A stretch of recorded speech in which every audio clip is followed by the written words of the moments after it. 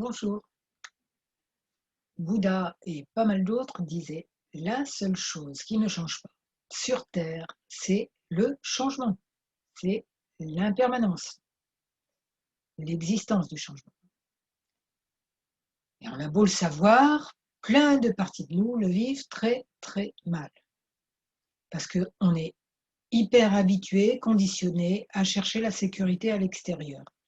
C'est ce qu'on a toujours vu faire autour de nous, ou presque. Ce qu'on a toujours entendu dire: attends, il faut faire ça pour que ça aille.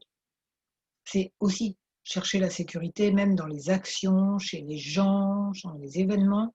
Si j'ai ça, je serai heureuse. Si j'ai pas ça, je ne serai pas heureuse. C'est des croyances, mais qui sont imprégnées de partout en nous par des millénaires de ce fonctionnement. Pourtant, et pourtant, on a une sagesse intérieure. Et elle ne va pas s'envoler. C'est la seule chose, vraiment la seule, qui soit fixe, au moins par son existence et par sa capacité de nous guider. Sauf que toutes ces parties de nous qui ont tellement peur et qui sont tellement habituées à s'accrocher à des sécurités à l'extérieur, elles ne savent pas qu'on a une sagesse intérieure. Ça ne fait pas partie du logiciel qu'on leur a mis dès la naissance et des les vies antérieures et tout ce temps-là. Donc, il va falloir se déprogrammer de plus en plus. Chaque fois qu'on se reprend en train d'être dans ce: «Ouh là là, il y a un gros changement dans ma vie, au secours!» Un gros, un petit, un moyen, hein. Il peut y avoir, ça peut être une amie qui part en voyage, qui part s'installer ailleurs, ça peut être vous qui déménagez, ça peut être, c'est pas forcément le monstrueux changement dans la vie, hein. Mais tout ça, ça va toucher ces parties de nous qui disent: «Oh là là, ça change, au secours, qu'est-ce qui va m'arriver?» Ça fait un peu penser à un bébé, vous approchez, vos doigts de sa main et hop, il s'accroche, une graspine, hein, c'est un réflexe connu. Et pour qu'il puisse lâcher, il faut le rassurer un peu, parler: «Bisous, je reviens, t'inquiète pas», et là, il veut bien lâcher. Comme quoi, c'est un besoin de sécurité qui cherche tout de suite déjà, dès le début de l'incarnation, on va dire. Tout cela fait que tous les deuils, toutes les séparations, on les vit plus ou moins mal, qu'il y a vraiment besoin de faire des processus de deuil à chaque fois, même pour des petits trucs, hein. Petits trucs, petits processus, c'est pas obligé d'être, on n'est pas obligé de passer notre vie à ça non plus. Mais il y a des moments où on sent que c'est indispensable. Alors on en revient à cette fameuse croyance que si ça change, je suis perdu, au secours. Et on va faire de l'EFT pour se calmer un peu là-dessus. Et ça va pas changer toute votre peur du changement, hein. Mais chaque morceau qu'on enlève de cette peur, ça fait vraiment la différence dans la vie. Je me présente d'abord, je suis Claude Canivez, thérapeute EFT et auteur du blog J'aime l'EFT. Vous trouverez plein de renseignements sur cette super technique et sur mes séances, puisque je suis thérapeute, en bas de cette vidéo, dans les liens en dessous de cette vidéo. Et pour les gestes de l'EFT, donc vous allez faire la même chose que moi, dire les mêmes choses, laisser un commentaire si vous voulez bien, merci d'avance, pour dire comment vous aurez vécu tout ça. Et Et voilà, donc vous dites les mêmes choses et voyez ce que ça fait bouger en vous. Donc c'est parti. Même si j'ai un tel conditionnement à m'accrocher à ma réalité d'aujourd'hui, répétez, hein, parce que j'ai peur de ce qui va se passer demain.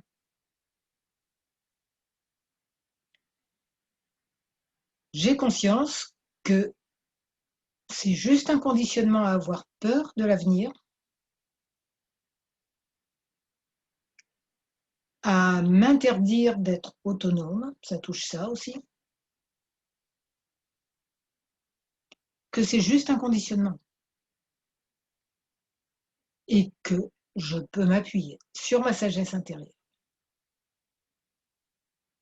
qui, elle, ne bouge pas tout le temps, ne bouge pas du tout. elle est toujours là avec des messages différents puisqu'ils sont appropriés à chaque situation, mais elle est toujours là, elle le sera toujours. Même si plein de parties de moi ont tellement peur de toute forme de changement et le vivent très mal chaque fois qu'il s'en produit un.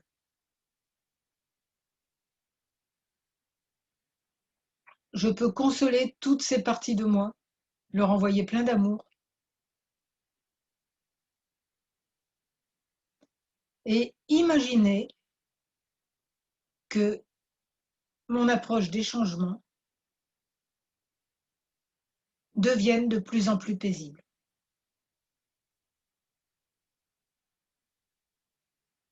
et que je fasse de plus en plus confiance à ma sagesse intérieure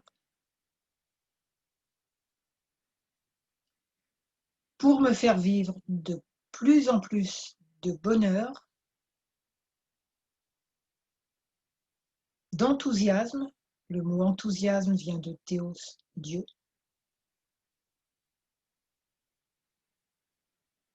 et peu importe si c'est sous des formes différentes.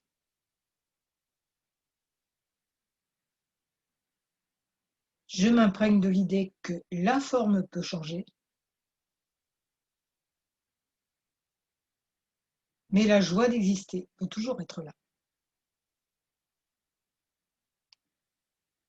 Ah, les enfants intérieurs, ils sont pas d'accord. Pas tous en tout cas. Il y a tellement de choses qui ont changé, qui m'ont fait mal. Là, ça va à peu près, donc je veux pas que ça change. Bon, c'est pas super super, mais on ne sait jamais si ça devenait pire. Et puis peut-être que s'il y a du changement, c'est pour me punir. Peut-être que si certaines personnes s'éloignent, c'est parce que je suis pas une bonne personne.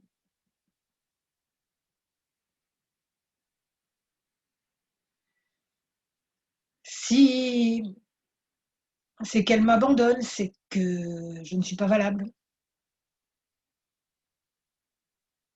Et c'est que tout le monde va toujours m'abandonner ou me trahir ou me rejeter. Chacun a ses peurs caractéristiques du moment. Et si c'était juste que la vie est un kaléidoscope qui change tout le temps, mais la lumière qui l'illumine est toujours là. La lumière qui donne les jolis dessins du kaléidoscope, elle ne change pas.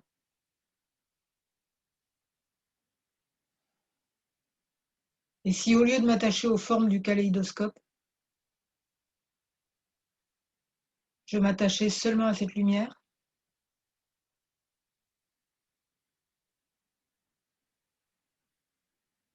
et que sachant qu'elle est là et qu'elle ne bouge pas, je peux profiter pleinement des jolis dessins du kaléidoscope.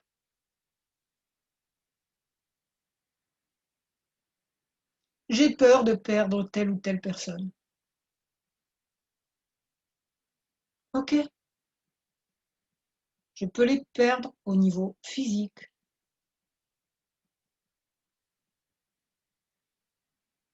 au niveau d'un changement de type de relation, à plein de niveaux. Mais je suis toujours reliée à elle,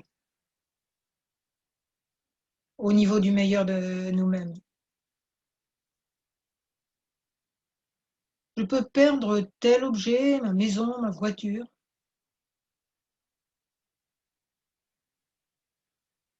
mais avoir toujours des possibilités d'être heureuse. Autrement, Je peux passer par des périodes, entre 2 bulles confortables. Et la période entre 2 bulles, elle n'est pas confortable. Sauf que j'ai ma sagesse intérieure. Et chaque changement de bulle,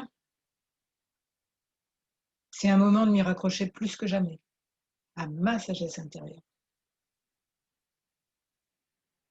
Pas à la bulle d'avant ou même à la bulle d'après.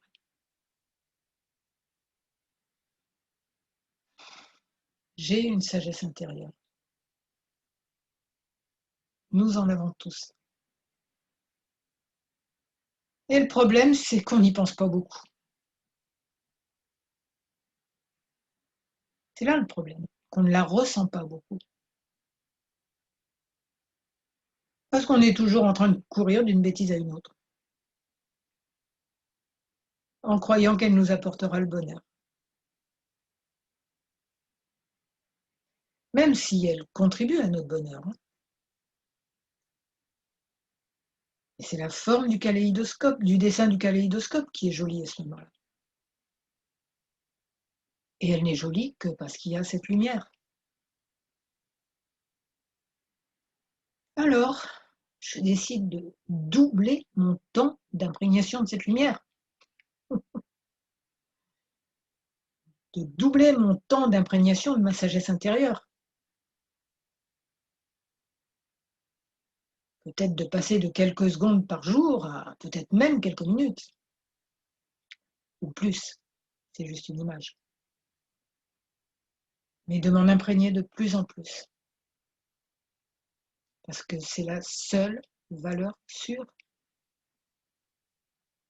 L'incarnation n'est que changement. C'est la règle du jeu. Ça ne veut pas dire que j'ai raté quelque chose, ni que je suis une mauvaise personne, ni que plus personne n'y m'aimera jamais,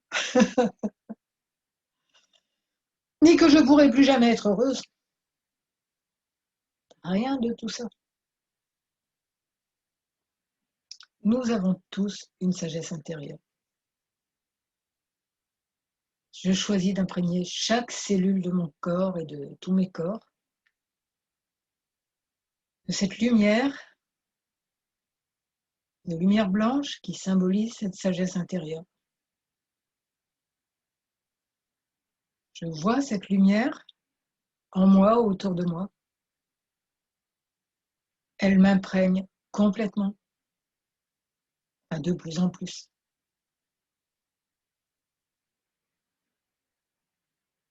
Elle transforme les blocages de ma vie en mouvements joyeux. On est un peu comme des kaléidoscopes un peu cassés, où certaines pièces n'arrivent pas à bouger. Et le dessin est moins joli forcément. Et cette lumière magique remet toutes les pièces du kaléidoscope en mouvement.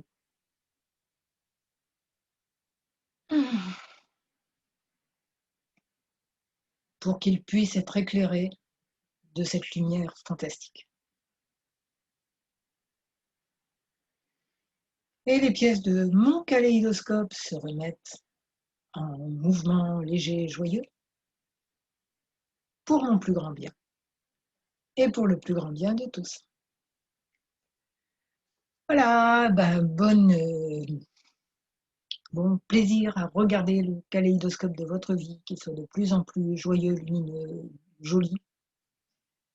Si vous avez aimé ce protocole EFT, cette vidéo, vous mettez un j'aime, vous vous abonnez à ma chaîne YouTube et à la newsletter de mon blog qui s'appelle J'aime l'EFT. Vous partagez, si ça serait génial, si ça vous paraît apporter aux gens, partagez parce que tout ce qui va aller vers un message de paix, d'amour, de tranquillité, de sérénité, plus on le partage, plus l'humanité va bien. Donc je vous remercie et je vous souhaite d'être très heureuse.